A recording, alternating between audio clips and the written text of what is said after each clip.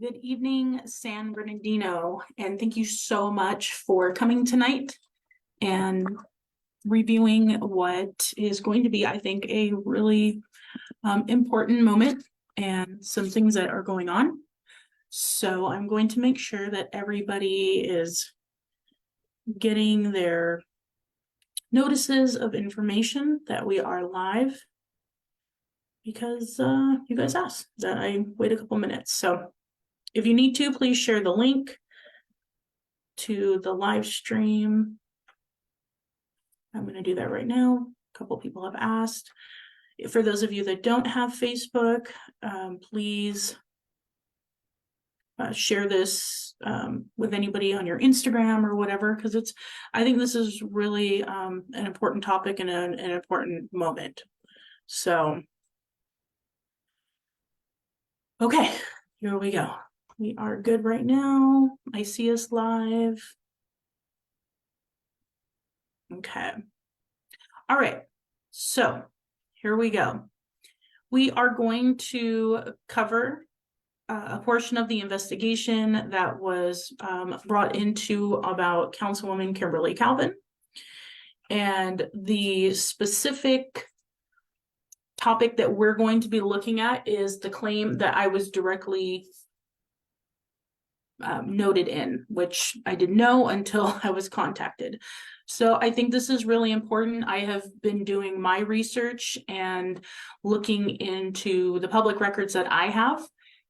And as always, we're here for it. Look, if you're going to make claims, if you're going to talk about me or anything that's going on in this city, I think it's important that we talk about you and we talk about what it is that you're actually claiming. So let's get into this. Okay. So the initial claim that came out stated a couple things, and I just picked the most direct things that I can speak to. So the investigator noted that Ms. Calvin is clearly a highly engaged council member and was able to articulate her vision for her ward and that she would address the needs of her community. While her passion for the electorate is evident, it appeared that her desire to enact positive change would at times create an atmosphere that was not conducive to an efficient and collaborative workplace and may have violated city rules. On December 15th, 2020, Ms. Calvin signed an acknowledgement of mandatory compliance with the city harassment policies. So right there, the investigator really talked about what a good council member we have, and that it was her passion and her desire to enact positive change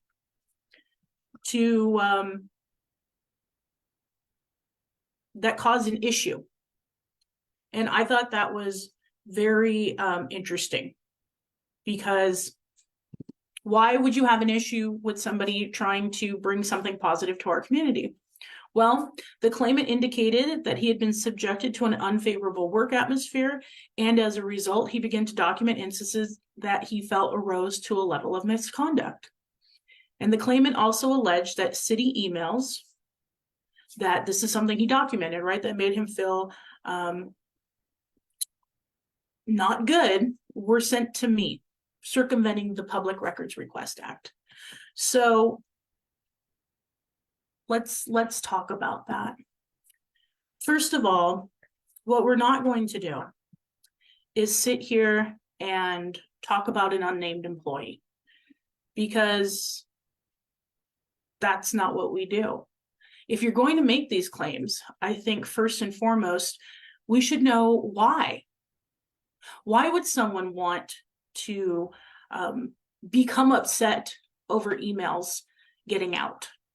And what type of person would feel uncomfortable with providing information? So I did my research, and I was actually contacted by a couple of outlets and people asking me if I had these specific emails in place, because they've been doing their own research.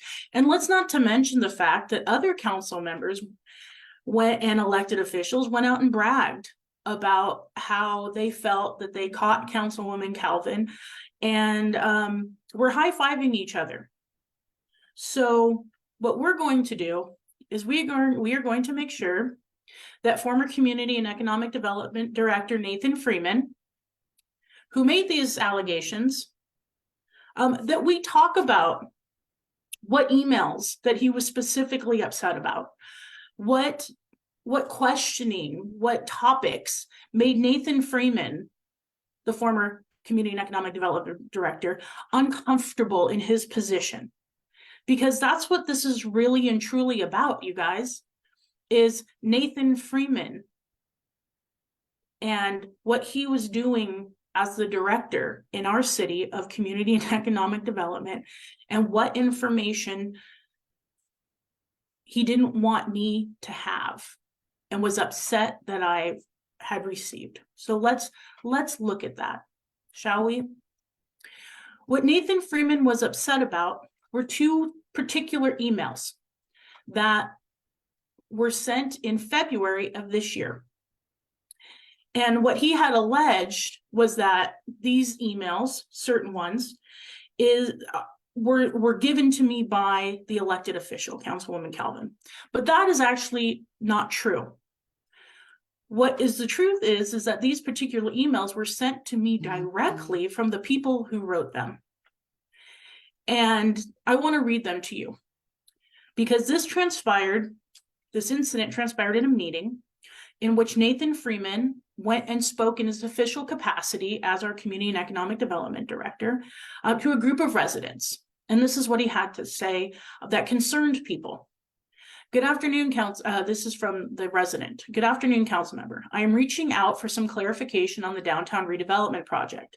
At our neighborhood association meeting on Thursday night, Councilman Reynoso gave a quick update on the project and said that the ENA, exclusive negotiation agreement with RDICO, was extended and the city was still moving forward with them and the Riverwalk. However, yesterday at the Neighborhood Association Council President's meeting, Director Freeman gave a very different update. He brought up that the Lincoln Group had pulled out, which we knew. When asked about RDICO, he told us they were off the project. They didn't have the funds to complete it, and he made it sound like the company was facing financial problems. He said we were never going to get a Riverwalk. When asked about what the plan was, Director Freeman said he was having discussions with other development groups about the redevelopment. This was very disappointing to hear. Can you provide clarification as to what the actual status of the project is? That was from one resident. The other one came the next day. Good morning. I'm hearing conflicting reports on what's going on with the downtown project. A month ago, 2 San Bernardino councilmen were on the local radio show talking about the downtown project, stating the original developers were out and the downtown would be parceled out. When I heard that the original developer of the downtown project were still on board and just received an extension. This past Saturday, I heard from the community development director another version, that the original developer was out and a new developer was being courted for downtown. He also mentioned that original developer was never going to go anywhere, and it was a good thing because they were having financial issues. I wish the public would have known that it was never going anywhere before we wasted hours of our time attending Zoom meetings for input, giving input on rendering, etc. Residents were excited that downtown was going to be put on the map. It was going to be a positive attraction for the city and somewhere for residents to go. Again and again, I hear about the council telling residents they want to be transparent and touching the importance of their fiduciary duty to the residents, finding out that behind the scenes, they knew it was never moving forward and supporting neither of these things. As a resident who volunteers many hours a month to try and help and improve our city, this is very discouraging. I'm now beginning to understand why folks have lived a long time, have that I will believe it when I see it attitude. Only you can change this perception. I hope moving forward, there will be one version of this coming out and the city will finally be able to see the results that the residents have been promised for years. Here's the thing, guys. These are 2 people who attended a meeting I never attended, who sent this to the entire city council and mayor. By the way, I want you to understand this. This email was sent to every single city council person and the mayor and the city manager, that Nathan Freeman, as the active community and economic development director, working under an exclusive negotiation agreement with RDICO, the Renaissance Downtown, to build our downtown, went out into the public and told them that he was talking to other developers. And if you guys remember this as well, Theodore Sanchez and Juan Figueroa went on to I Love San Bernardino and talked about P-bids and subdividing the downtown. This is what Nathan Freeman was afraid was coming out. This is what he was upset about, that somehow I had gotten a hold of, which I did, which is interesting because I had received these emails, but I didn't post them. I didn't post them out of respect for the people that had written them, had taken the initiative on their own, because it was not my information. There is a problem because what Nathan did is a violation of the ENA going out. We were still under this direction of the exclusive negotiation agreement when he was out there talking about it. This is the type of stuff, information, that makes Nathan Freeman feel uncomfortable and makes him feel stressed when he's at work. When what were you asked about these emails? Were you confronted with what you said? And this is what the problem was. This is what you were upset that I had in my possession. And again, you guys, these are also public records. This could have easily been pulled from the entire city council's emails. They just had to be requested. Let's see what else Nathan Freeman might be upset about. Well, as we know, that was in February. This was in, again, here we come into March, and all of a sudden there's this issue with our Surplus Land Act. This I guess it would be like a pre-endeavor where you have to surplus land your property, the mall, for anybody to potentially build affordable housing. And we got busted when our application that was submitted a year prior said that we had been in contact with, or that no one had bid and wanted to be a part of the downtown for affordable housing. Well, I do what I do. We had information. In November of the year of 2022, I had requested the city documents. I had requested all correspondences and certificates to and from the state of California and our city regarding the Carousel Mall and the Surplus Land Act. Application status, approval, compliance. This was in November. I received this December 8th of 2022. And then in March,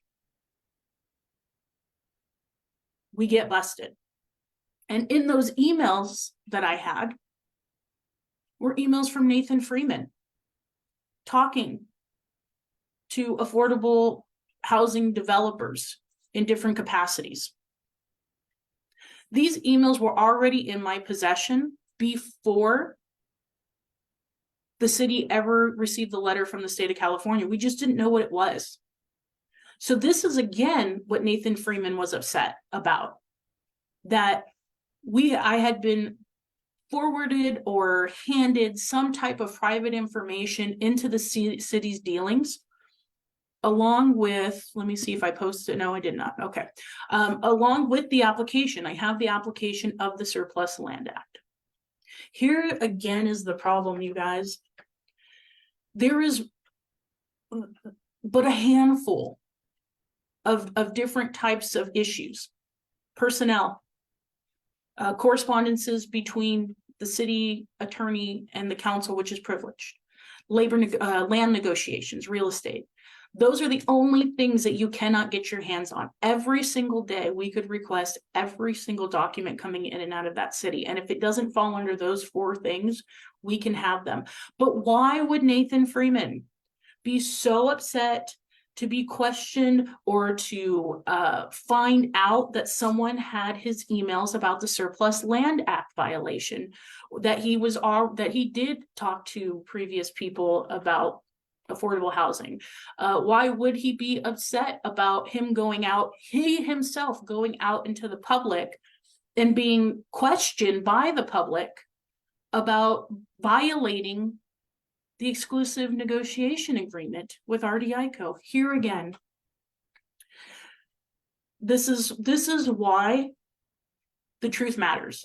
This is why all presenting everything matters. And Nathan Freeman, when you want to say something, let's put all the cards on the table, because this was important. This was a fact that was not presented at all. I didn't, I think that the report was very unclear. So we're going to make it as clear as possible.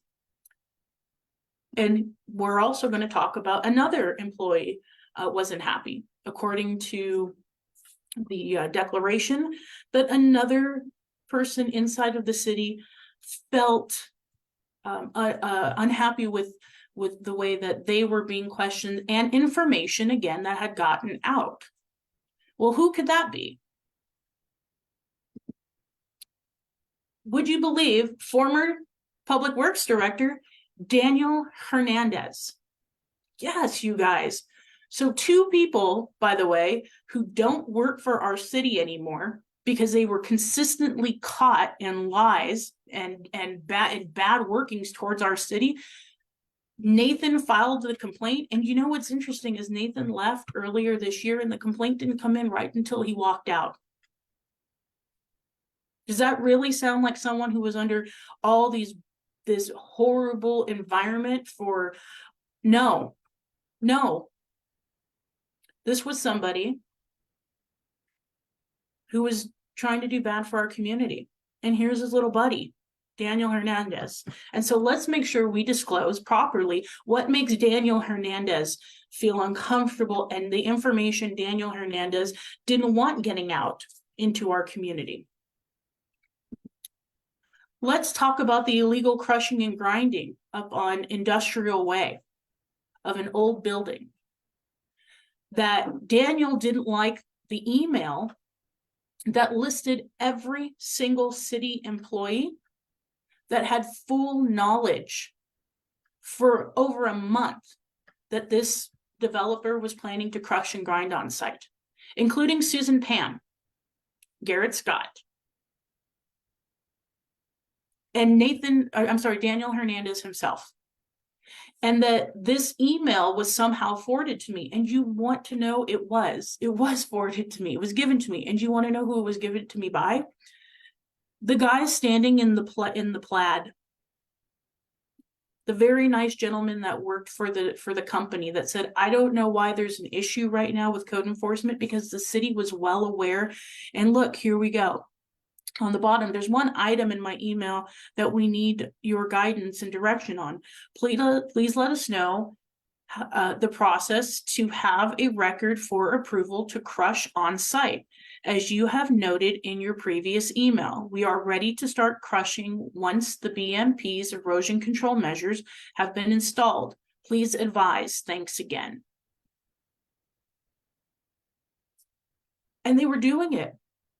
Yeah, and for those of you that can clearly see the silica dust flying, this is probably one of the windiest days. This is what Daniel Hernandez was upset about. That the city had fully known all of this was coming and did nothing about it.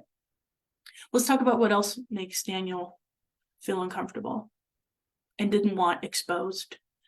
The fact that he purposely disenfranchised the residents of this city, knowing 3 weeks prior that the address that we were given on our trash rate increase was incorrect. And he never told the city clerk.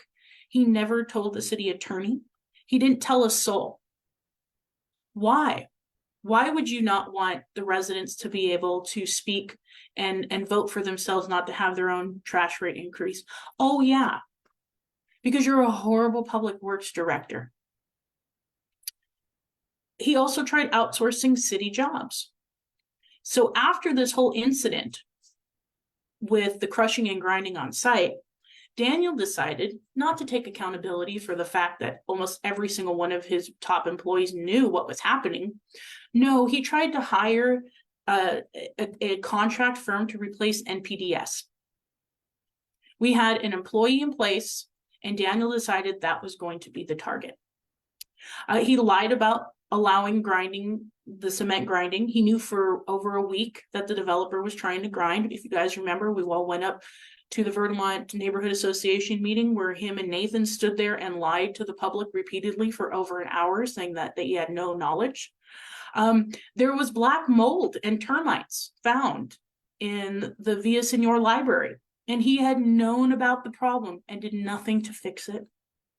The Pacific Bridge, he knew for weeks that the infrastructure was failing and did nothing, to the point that the city had to pave a temporary street through an elementary school playground after it got to the point that you couldn't drive over it anymore. That's what makes Daniel Hernandez uncomfortable with information getting out. When he's questioned by apparently, this is what made Daniel Hernandez unhappy. It's very different, right? I'm watching you guys' comments. It's very different when you actually get to see what's behind these claims. For those that wanted to know, this was in the agenda of March 1st. It was a task order issued to Willdan Engineering for augmented engineering services pursuant to the professional service agreement for on-call engineering services for NPDS. And I want to share with you, because this is the thing. We're now in December.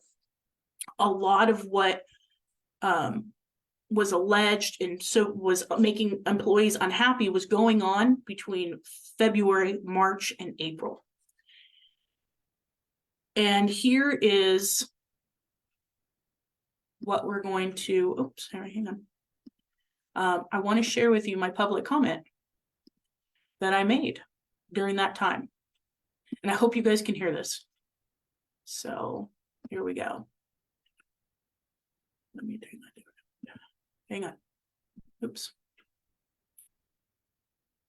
Let's try this for you. Good evening, Mayor and Council. The first thing I was hoping that you guys could collectively think about is coming up with an update on the downtown redevelopment and where we are with that. Because earlier in February, Nathan Freeman, the Director of Community Development, went in front of the public and told a lot of residents that this project wasn't going anywhere and that he was in negotiations and discussions with other developers. Now, I reached out to RDICO and tried to find out why we haven't received an update from them. And the response was they've asked, but have been denied to come and speak to the public anymore. So what is the truth and what is really happening with the downtown? Because the playbook that Mayor Tran talks about is built around this downtown redevelopment and a build out of a transit center.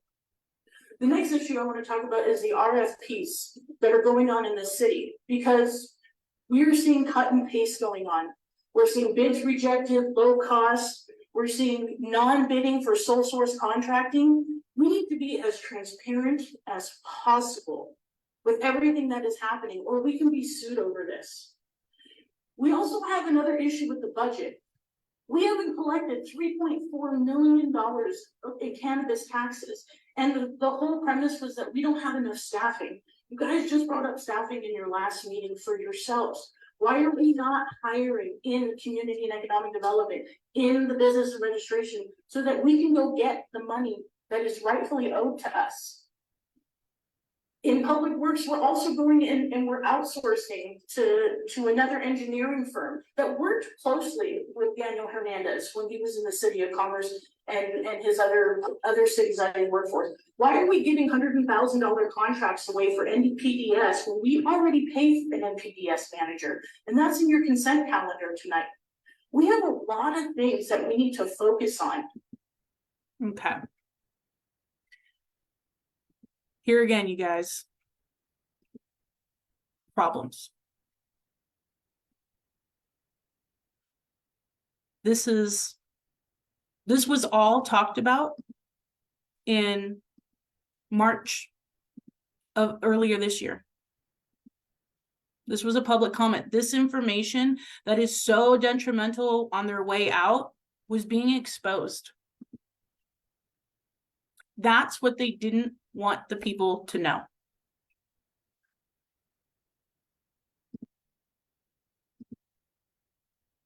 So here's the conclusion in all of this. Nathan Freeman and Daniel Hernandez were caught lying to our community and being underhanded by their own actions and through public records. The investigators did not sustain allegations that Calvin forwarded emails to me. As I've said before, and I will continue to say this, these people tell on themselves. These people create opportunities that hurt themselves. What makes people like Nathan and Daniel Hernandez uncomfortable and mad is when their wrongdoings are made public, when transparency is first, when they are held accountable for what they are doing. That's what this has always been about. And to allow any other discussion to move forward without the truth, without showing you the emails that they were so mad I had, this is it. This is it. This is what they didn't want you to know, but was unreal because we already knew. And now they want to create a scapegoat. It is a very telling thing that in this next year, we're going to have the opportunity to vote once again. And in this moment here, one of the best council people that we have, all of a sudden has this investigation come out. How timely that truly is. And from city employees who were awful to our community and bad employees in general. And they will not be able to continue to go behind the scenes and unnamed, because those are their names. And that is what they did. And that is what is fully documented. So you guys, look, this is a tale as old as time in the city of San Bernardino. This is what we constantly do is, hey, look, don't look over here at the fact that we were killing your downtown redevelopment, that we were trying to get rid of the only community benefits agreement you guys have ever put in the platter, that Teddy and Fred and Juan still want to subdivide our downtown and sell it to the highest bidder in the most best pay to play scheme they can think of, that they were crushing and grinding and trying to put silica dust into our community, that at the same time Nathan Freeman was out here trying to sell a supermarket to Ben Reynoso. He was out there trying to get the Oxbow crushed and grind on site, that he was lying to the planning commission about properties and calling special meetings to allow people to merge. You guys, the list goes on and on. And they want to fight. We should have filed a complaint against them for everything they did. But you know what the truth is? We did. The emails were sent, the questions were made, the public comments were delivered, and you know what? They're both gone. Because that's what accountability looks like. Or what revenge looks like is this investigation. What a distraction looks like is an investigation. What scapegoating looks like is this investigation. Do not be fooled, San Bernardino. Please. We've been doing this for 5 years. They make up lies.